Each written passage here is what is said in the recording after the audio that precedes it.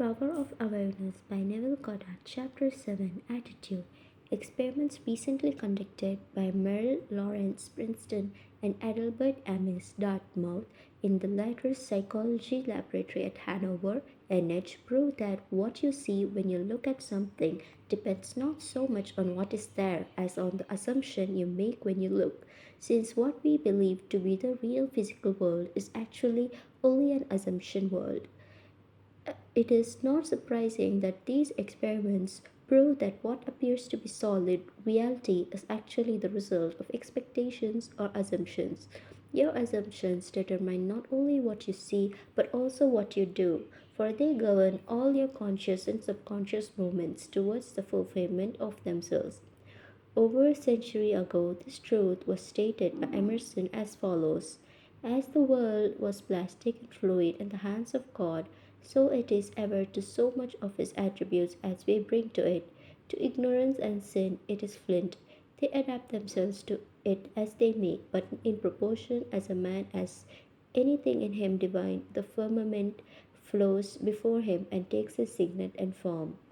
Your assumption is the hand of God molding the firmament into the image of that which you assume. The assumption of the wish fulfilled is the high tide which lifts you easily off the bar of the senses where you have so long lain stranded.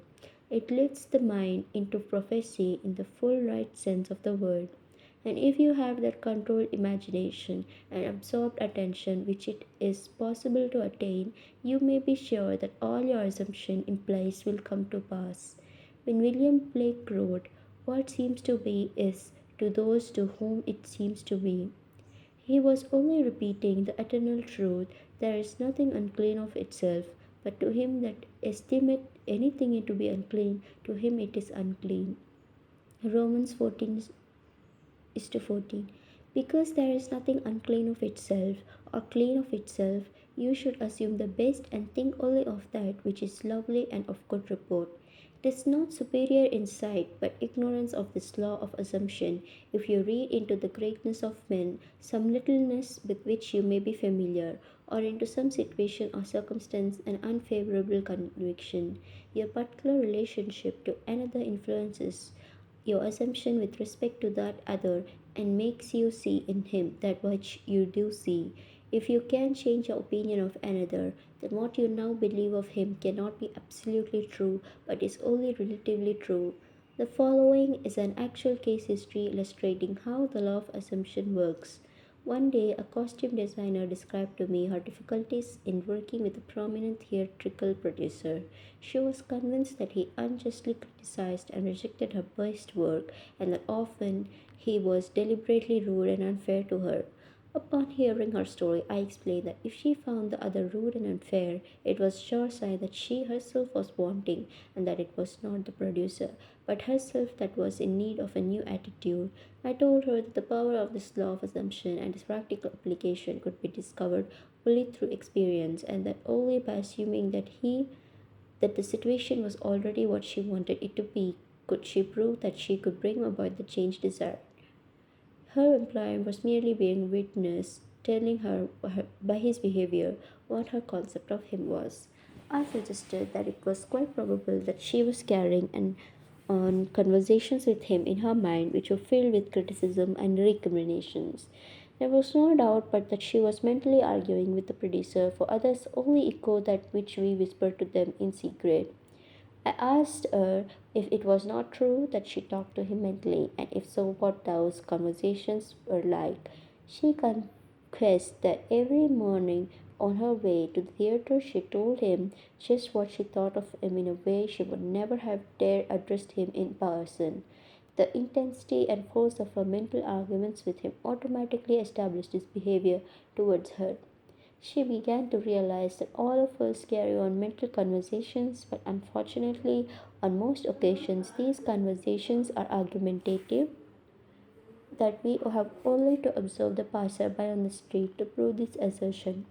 But so many people are mentally engrossed in conversations, and a few appear to be happy about it.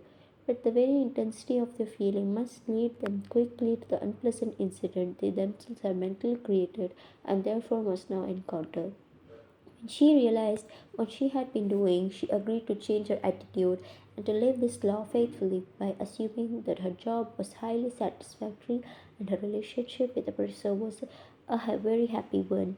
To do this, she agreed that before going to sleep at night on her way to work and at other intervals during the day, she would imagine that he had congratulated her on her fine designs and that she in turn had thanked him for his recent kindness.